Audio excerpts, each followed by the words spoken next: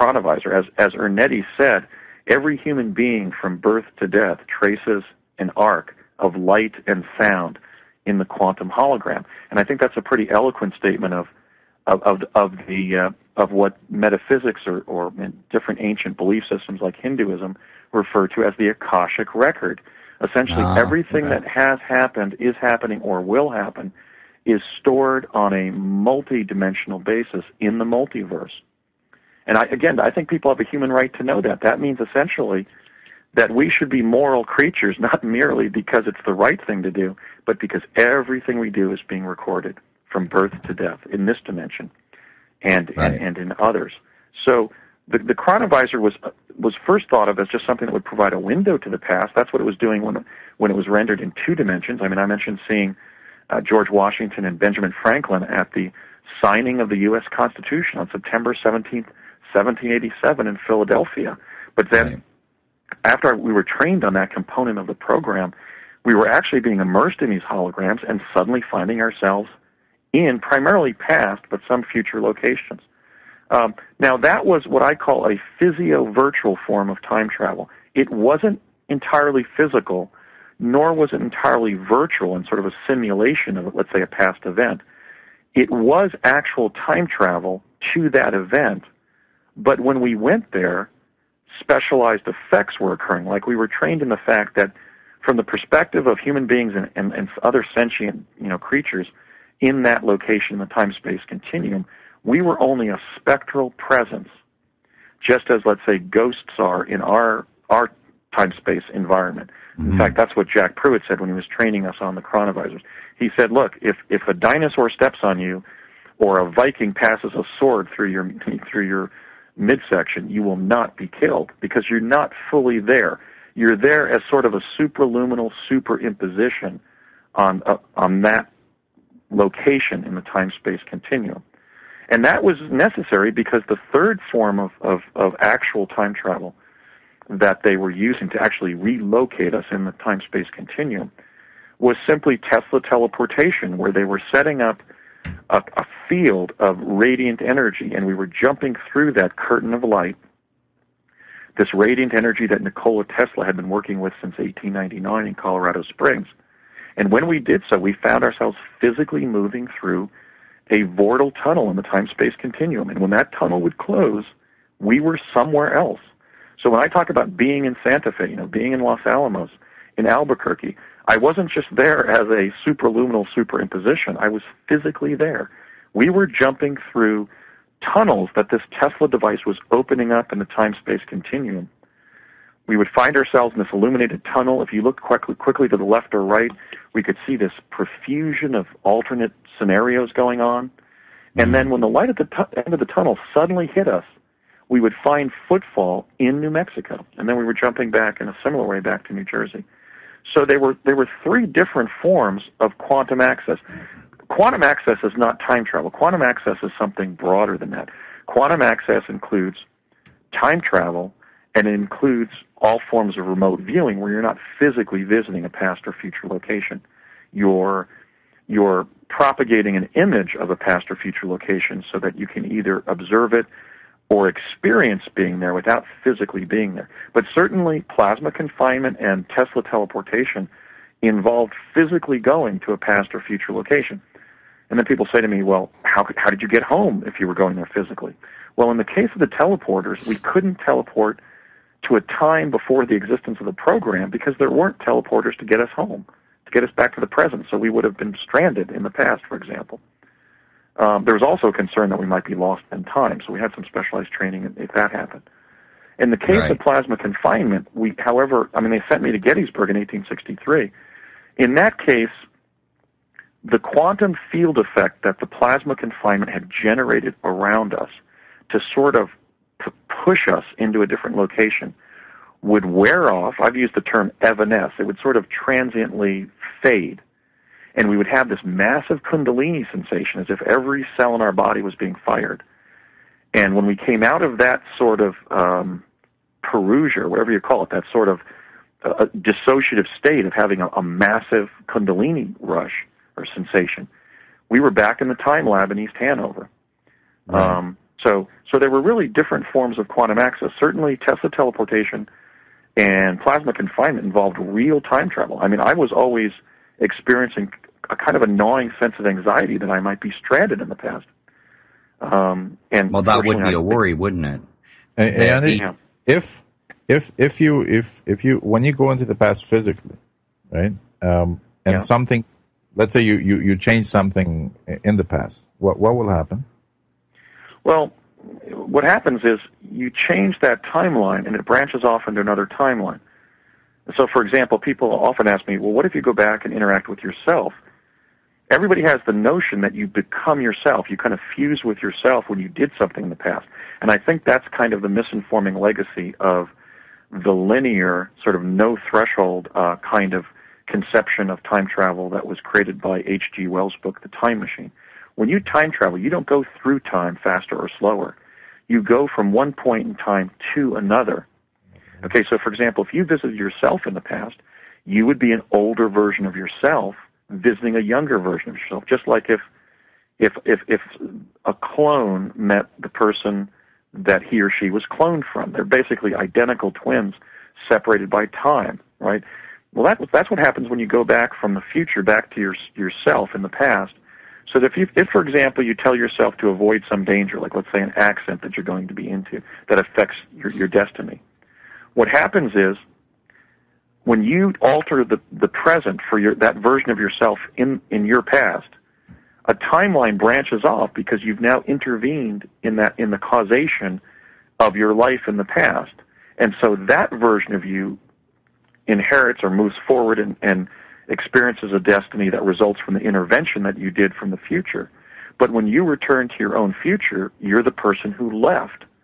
So you're on another timeline where you went on this humanitarian mission and set the world right from the perspective of you in the past, but that caused a branching off into another timeline. And that's expressed in what quantum physicists talk of as the example of Schrodinger's cat.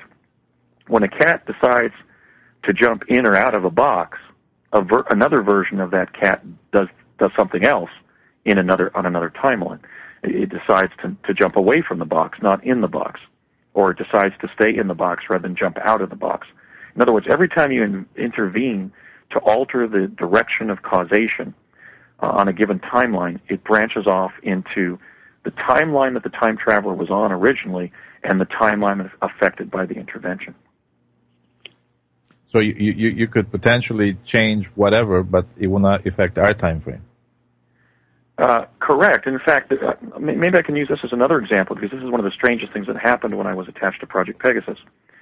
My father and I, in the fall of 1971, teleported from the Curtiss-Wright Aeronautical Company facility in Woodridge, New Jersey, where that teleport we were using was located, to Santa Fe, New Mexico, which is the collection area they were using. And my dad dropped off some military plans up at the Los Alamos National Labs that he'd been given back in New Jersey. And when we went down after that mission that we were on, when we went down to take lunch at the La Hacienda restaurant in Albuquerque, where his longtime friend Connie Chavez worked, he called me over to Connie's location, the restaurant, and said, "Andy, tell Connie what year it is." And I walked over to her table and said, "What do you mean, Dad? It's 1971, isn't it?" And Connie literally fell off her chair because from her perspective, it was the beginning of the summer of 1973. And that I had a disquieting sense about that because I now realize, my God, they're not just setting us backward or forward in time a few hours, but now that the project has been in existence for several years, they've now found a way to jump us forward in time as much as a year and a half. And I became quite disquieted about the fact that my father and I were going to be spending the whole summer there and then jumping back to the fall of 1971. I actually cried myself to sleep when I realized that the first night up at the rental house in White Rock, New Mexico. But my dad said, "Look, when you stop crying, son, come out of your room and I'll explain it. You'll have nothing to worry about." And he created a timeline, and he showed that when we jumped back to New Jersey at the end of that summer of 1973, we would not just be going back to New Jersey in real time, but back to New Jersey on the day that we left. So my mother and my brothers and sisters would not be concerned about my absence from their perspective. Well, from their perspective, you wouldn't be gone for 3 years. I wouldn't be gone at all, not for 3 years, but I wouldn't be gone for a phantom summer of 73 in New Mexico, because from their perspective, we went to the hardware store, not Curtis Wright, and we came back from the hardware store when, in fact, we spent the whole our little jaunt to the hardware store, sandwiched within it was a whole summer of 1973 spent in White Rock.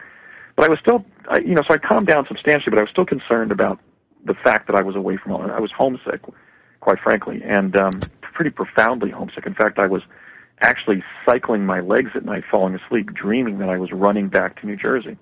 So I was in a bit of an emotional crisis that summer of 73, even though I'd served already in the project for several years and had actually had several phantom summers already in New Mexico, but it was just sort of a reaction I was going through. So my dad left the house there in White Rock one day, and I called my mother in New Jersey. And this was 3 weeks after we had arrived. I'm estimating about 3 weeks. And I reached her. But the paradox is that even though it was 1973 in White Rock, New Mexico, it was the fall of 1971 back at our home in Morris Plains, New Jersey.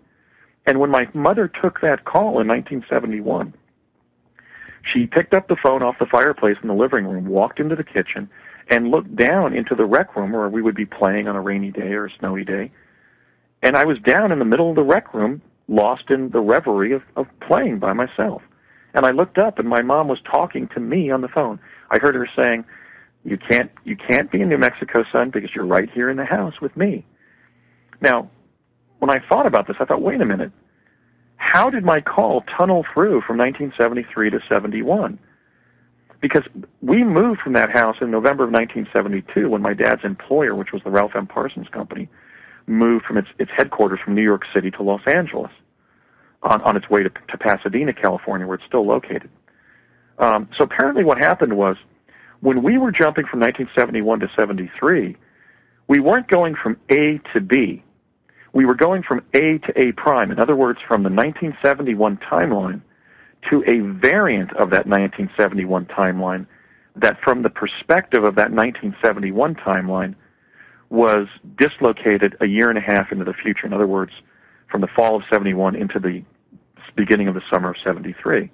Because think about it. When we then went back to 71, and actually 3 weeks later after we arrived, my mother took that call, and I was down in the rec room when she came up to the kitchen door and was talking to me from the future on the phone, right? But we then lived out 1971 and 72, again spending a phantom summer of 72 in New Mexico and then jumping back to the beginning of the summer of 72 in New Jersey. But ultimately we moved to California in November of 72. And when we re-experienced 1973 in California, my dad was at his job at the Ralph M. Parsons Company, and that summer, I was going to the beach with my brothers and jumping in and out of, kids' swimming pools and stuff, and just having my first summer in sunny Southern California. And we were not in New Mexico, so they were different 1973s. They were different timelines in which the relative time-space coordinate was 1973. So I think that shows that we weren't actually tunneling through with the teleporter from A to B. Of course, we were doing it sometime in real time, but when we were doing it with a displacement of time, it wasn't to the same time in the past or future that we had lived or were destined to live. It was kind of like an emanation from the alpha timeline, and that remains a mystery to me, actually, how that all falls together. But I really should have either received, when I placed that call from 1973 in New Mexico, because we had moved in November of 72, I should have either received a disconnect signal or whoever had been reassigned the phone number. But notwithstanding that fact, I reached my mom in the fall of 1971. So, I wonder if that has something to do with just off the top of my head, if it has something to do with the power of the mind. Your intention, the power of your intention was to call your mother, and therefore the call went through. I don't know. It's a conundrum. We're going to have to go to a break, though. So we're going to have to go for a quick break. We'll be back in a few minutes. We'll catch you guys on the other side.